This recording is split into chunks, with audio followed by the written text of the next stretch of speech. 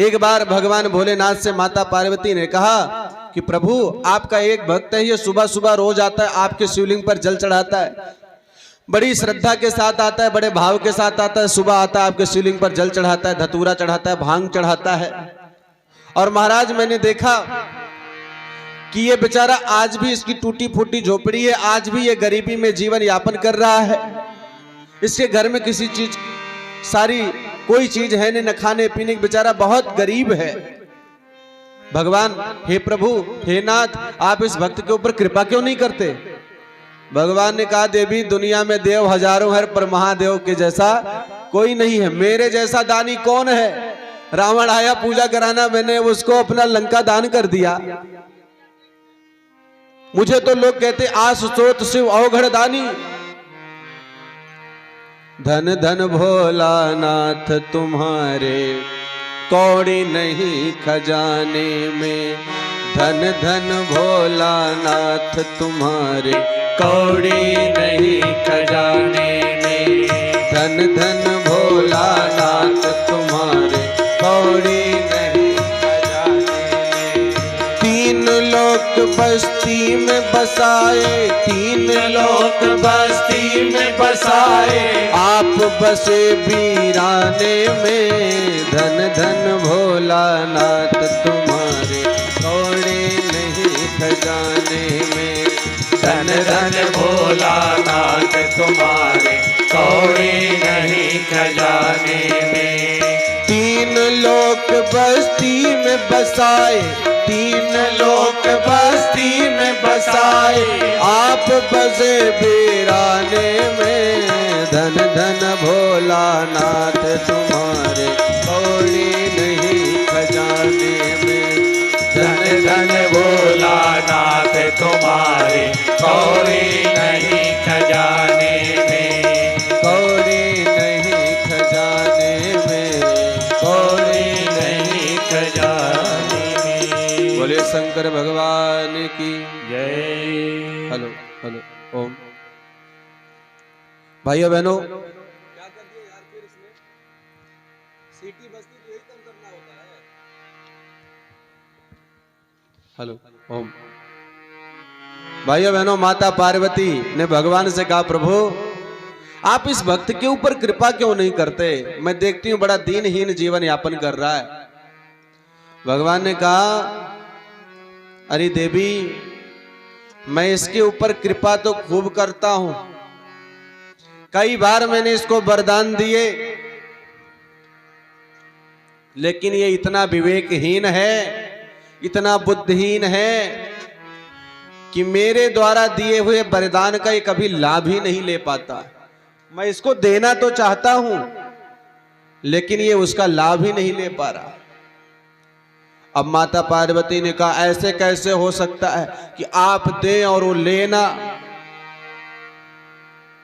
महाराज हमें तो विश्वास नहीं है। भगवान ने कहा आपको हमारी बातों पर विश्वास ही कब होता है?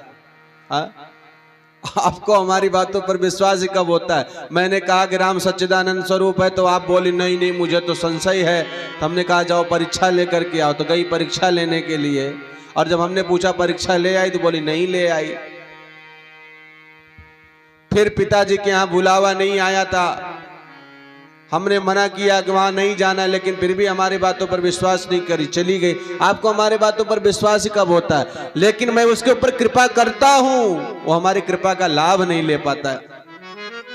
माता जी ने कहा नहीं नहीं मुझे ऐसे विश्वास नहीं होगा, आप तो हमारे साथ चलिए और हमारे सामने उस भक्त के ऊपर कृपा करिए, देखती हूं कैसे वो आपकी कृपा का लाभ नहीं उठा पाता। भगवान ने कहा जोई राम सोई राम, चलो।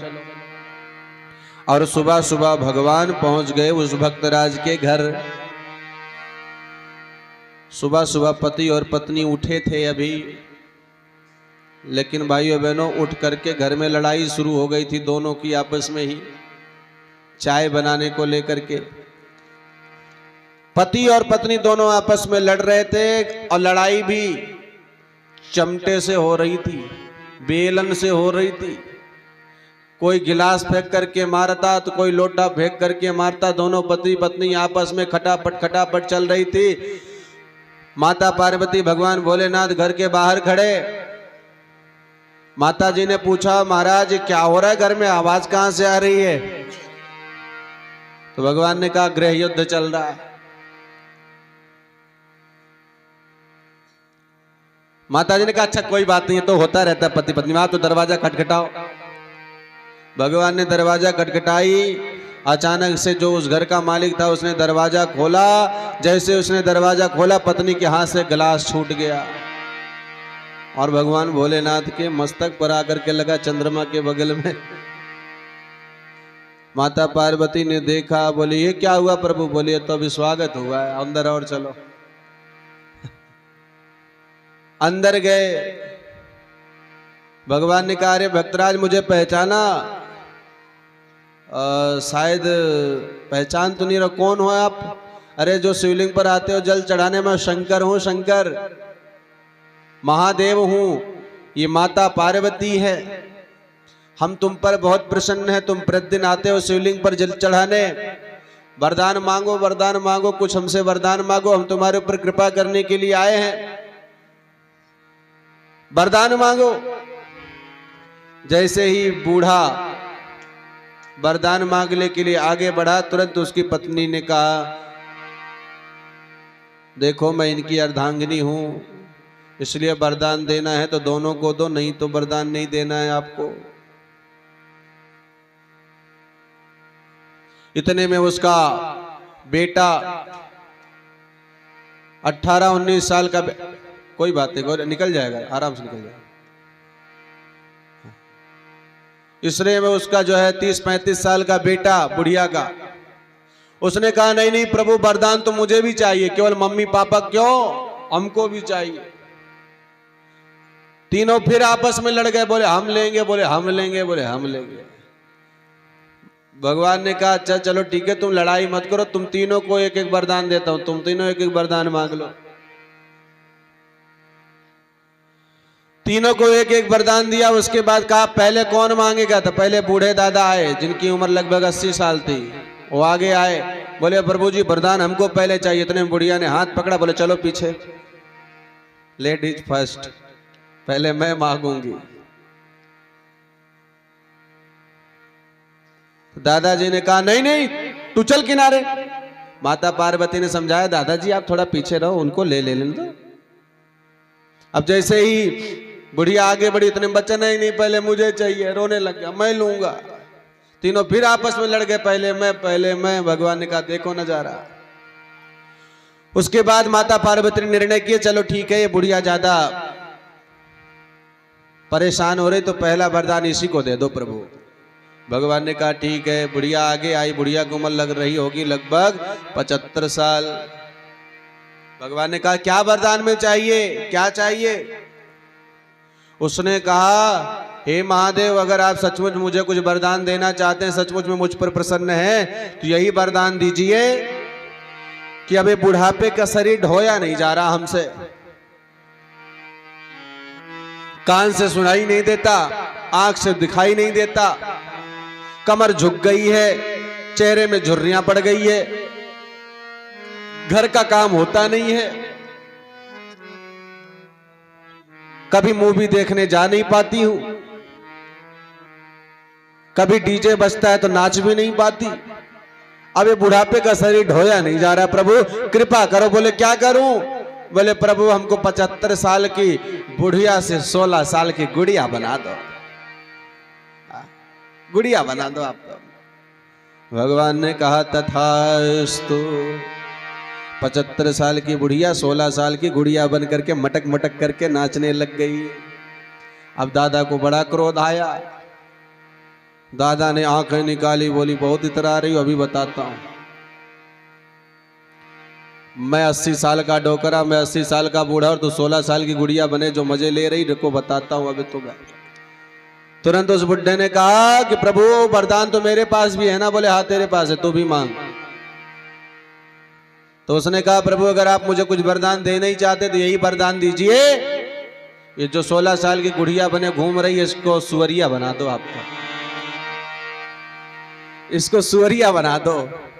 भगवान ने कहा, तथास्तु। अब वो सुअरिया बन करके इधर उधर, जैसे भी बकरियां घूम रही थी ना, ऐसे वो सुअरिया बन करके घूमने लग गई। अब इतने में उसका बेटा रोने लगा, बोले मम्मा हमार माई कहाँ गए है? माँ कहाँ गई मेरी? भगवान जी मेरे माता जी को वापस करो, मेरे माता जी को वापस करो। भगवान ने कहा वरदान तो तेरे पास भी है, तू भी मां। उसने कहा प्रभु मेरी मम्मी जैसे पहले थी वैसे बना दो। भगवान ने कहा तथास्तु। अब वो फिर क्या बन गई? फिर 75 साल की बुढ़िया बन गई। बोले शंकर भगवान की। वरदान कितने मिले थे? 3। कितने से उनको लाभ मिला? सब बेकार गए। क्यों ऐसा हुआ? क्योंकि पूरे परिवार के लोग बुद्धिहीन थे, सबकी बुद्धि भ्रष्ट थी, बुद्धि खराब। दुर्बुद्धि के कारण वरदान तो 3 मिले, चाहते तो 3 वरदान में परलोक को प्राप्त कर सकते थे। तीनों लोकों के राजा भगवान शंकर जिसके समक्ष खड़े हो अवगढ़ दानी। भाइयों बहनों, ऐसे भगवान से क्या मांगा? सब आपस में ही लड़ने लग गए, एक भी वरदान का लाभ नहीं ले सके। क्यों हुआ ऐसे? क्योंकि वो बुद्धिहीन थे, बुद्धि की कमी, विवेक की कमी। लेकिन भाइयों बहनों, जो बुद्धिमान होता है, जिसके अंदर सद्बुद्धि होती है, जिसके अंदर ज्ञान होता है, विवेक होता है, वो एक वरदान में ना जाने कितने लाभ ले लेता है।